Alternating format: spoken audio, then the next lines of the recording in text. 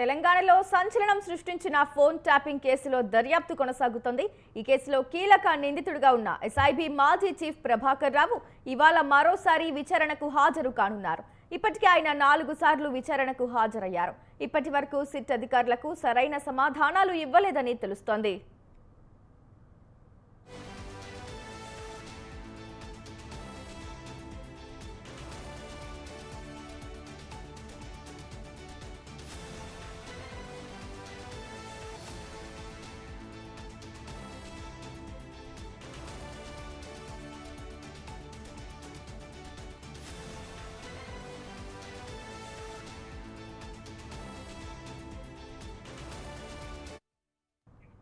Phone tapping కేసులో SIT విచారణకు గోనె ప్రకాష్ హాజరయ్యారు. జూబ్లీహిల్స్ పోలీస్ స్టేషన్ కు వచ్చారు. తెలంగాణ ఉప ఎన్నికల సమయంలో గోనె ప్రకాష్ ఫోన్ ట్యాప్ అయినట్లు గుర్తించారు. తన ఫోన్ ట్యాపింగ్ జరిగినట్లు గతంలోనే అనుమానించిన గోనె ప్రకాష్ సాక్షిగా సిట్ ముందు వాంగ్మూలం ఇవ్వనున్నారు. తన ఫోన్ ట్యాప్ అవ్వడానికి కారణాలను మీడియా ముందు వివరించనున్నారు.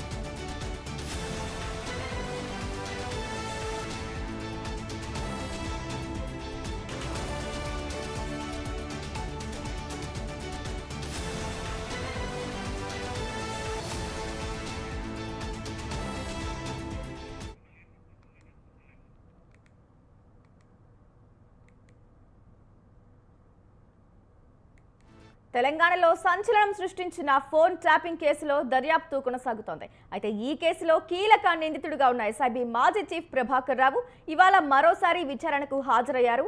అయితే ఈ నేపథ్యంలో గోనె ప్రకాష్ ఆల్రెడీ విచారణకు హాజరయ్యారు. తన ఫోన్ ట్యాప్ అవ్వడానికి గల కారణాలను మీడియా ముందు కూడా వెల్లడించనున్నారు. ఈ అంశానికి సంబంధించిన పూర్తి డీటెయిల్స్ మా కరెస్పాండెంట్ ఉషా లైవ్ ద్వారా అందిస్తారు. చెప్పండి ఉషా, డీటెయిల్స్ ఏంటి?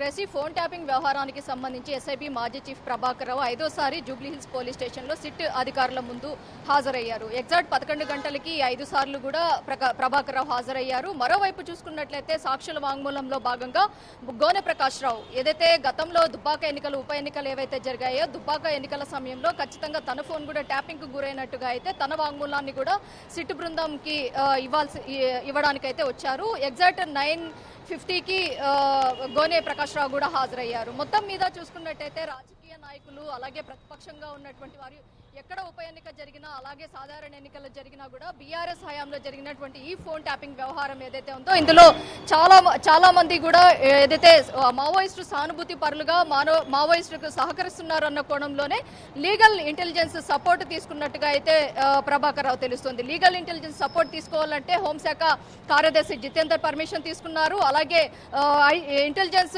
చీఫ్ గా ఉన్నటువంటి అనిల్ కుమార్ పర్మిషన్ తీసుకున్నారు. ఇవి రెండు కూడా కేవలం మావోయిస్టులకు సహకరిస్తున్నారు అన్న కోణంలోనే ప్రభాకర్ ఏదైతే పర్మిషన్స్ తీసుకున్నట్టుగా అయితే తెలుస్తుంది. మొత్తం మీద ఫోన్ ట్యాపింగ్ వ్యవహారంలో దాదాపుగా 600 మంది దాకా ఫోన్లు ట్యాపింగ్ కి గురైనట్టుగా అయితే గుర్తించారు ఆఫీసర్స్. ప్రస్తుతం సిట్ బృందానికి ఏదైతే మావోయిస్టులకు సహకరిస్తున్నారు అన్న నెపంతో ఏదైతే ఫోన్లు ట్యాపింగ్ చేశారు కాబట్టి ఏ ఫోన్లు మావోయిస్టులకు సహకరించాయో చెప్పాల్సిందిగా అయితే ప్రభాకర్ రావును అడుగుతున్నట్టుగా అయితే తెలుస్తోంది. మొత్తం మావోయిస్టులకు సహకరిస్తున్నట్లు ఆరోపణలు ఉన్నట్లయితే ఖచ్చితంగా ఆయా పోలీస్ స్టేషన్ల పరిధిలో ఖచ్చితంగా కేసులు నమోదవ్వాలి. మావోయిస్టు సానుభూతి పరులు సహకరిస్తున్నటువంటి వ్యక్తులు ఎవరెవరైతే ఉన్నారో వారికి సంబంధించి ఖచ్చితంగా ఇంటెలిజెన్స్ ఇచ్చినటువంటి రిపోర్టు ప్రకారము ఆయా పోలీస్ స్టేషన్లో కూడా పటిష్టమైనటువంటి నిఘాని ఏర్పాటు చేసి ఉండాలి. కానీ ఇలాంటివి ఏవి కూడా జరపలేదు ప్రభాకర్ రావు. కేవలం మావోయిస్టు సానుభూతి పరులు అన్న కోణంలోనే ఫోన్లు మొత్తం కూడా ట్యాపింగ్ చేసినట్టుగా అయితే తెలుస్తుంది. డిఎస్పీ ఏదైతే ఎస్ఐబి మాజీ డిఎస్పీగా ఉన్నటువంటి ప్రణీత్ రావు ఇచ్చినటువంటి స్టేట్మెంట్ ను, అలాగే సాక్షులుగా ఉన్నటువంటి టీపీసీసీ అధ్యక్షుల దగ్గర నుంచి, అలాగే గోనె ప్రకాష్ రావు దగ్గర నుంచి తీసుకున్నటువంటి వాంగ్మూలాన్ని వీటన్నింటి కూడా అతని ముందు ఉంచి ప్రశ్నించే అవకాశం ఉంటుంది. మరోవైపు చూసుకున్నట్టయితే ఇవాళ మరో పరిణామం చూసుకోవచ్చు. ప్రొక్లైమ్డ్ అఫెండర్ కింద ఇప్పటికే ప్రకటిత నేరస్తుడి కింద నమోదు చేశారు కాబట్టి నాంపల్లి కోర్టులో ఈ రోజు ఇవాల్టితో ఆ గడువు కూడా ముగిసింది కాబట్టి నాంపల్లి కోర్టులో ఖచ్చితంగా ప్రభాకర్ రావు హాజరవ్వాల్సి ఉంటుంది. ప్రభాకర్ రావు నాంపల్లి కోర్టులో హాజరయ్యి ఏదైతే తనను ప్రకటిత నేరస్తుడిగా ప్రకటించినటువంటి కోర్టు ఏదైతే ఉందో దానికి సంబంధించి కూడా న్యాయస్థానం ముందు హాజరవ్వాల్సి ఉంటుంది. మొత్తం మీద ఇవాళ మొత్తం ప్రభాకర్ రావు చుట్టూ కూడా ఏదైతే ప్రభాకర్ రావు ఇప్పటికే మాజీలుగా ఉన్నటువంటి ఆఫీసర్స్ ఇచ్చినటువంటి ఆదేశాల మేరకే తాను ఈ ఫోన్ ట్యాపింగ్ చేశాను అన్న కోణంలో కూడా చెప్పుకుంటూ వస్తున్నారు.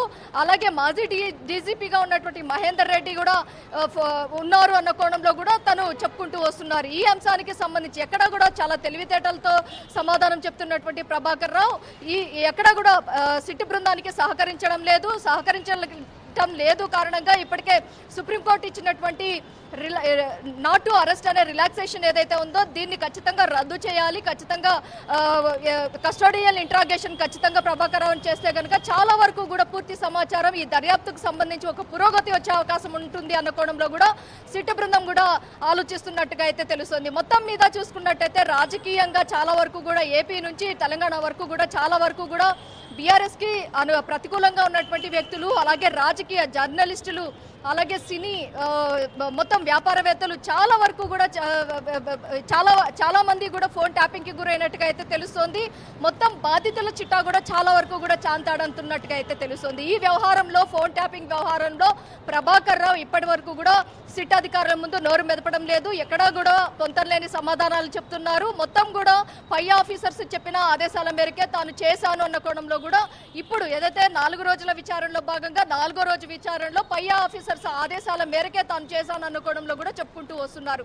ఈ అంశానికి సంబంధించి సిట్ బృందం కూడా నాంపల్లి కోర్టులో ఒక ప్రైమరీ ఏదైతే సప్లిమెంటరీ పిటిషన్ వేసుకునే అవకాశం ఉంటుంది. అలాగే అట్ ద సేమ్ టైం సుప్రీంకోర్టులో కూడా కస్టోడియల్ పిటిషన్ కి సంబంధించి ఎక్కడా కూడా నిందితుడు సహకరించట్లేదు కాబట్టి కస్టోడియల్ పిటిషన్ కి సంబంధించి కూడా ఒక పిటిషన్ వేసుకునే అవకాశం ఉన్నట్టుగా అయితే తెలుస్తోంది. గ్రేసీ రైట్ ఉషా, అలాగే ప్రణీత్ రావుకి అసలు ప్రభాకర్ రావు ఏం చెప్పారు, ఎంతమంది ఫోన్లు ట్యాప్ అయింది, అసలు ఈ వ్యవహారం మొత్తానికి ఎవరు అధికారులుగా ఉన్నారు అనే అంశాల మీద అదే కోణంలో అయితే విచారణ జరుగుతోంది. అయితే ఇప్పటికే 4 సార్లు ప్రభాకర్ రావును సిట్ విచారించింది, మరి ఇది 5వసారి ఈ రోజు విచారించబోతోంది. మరి ఈ రోజైనా ఈ అంశాలని ఒక కొలిక్కొచ్చే అవకాశం ఉంది, అసలు సమాధానాలు చెప్తారంటారా? గ్రేసీ ప్రస్తుతం అయితే సాక్షులుగా ఉన్నటువంటి గోనె ప్రకాష్ రావు ఏదైతే వాంగ్మూలం ఇచ్చిన అనంతరం కూడా మీడియా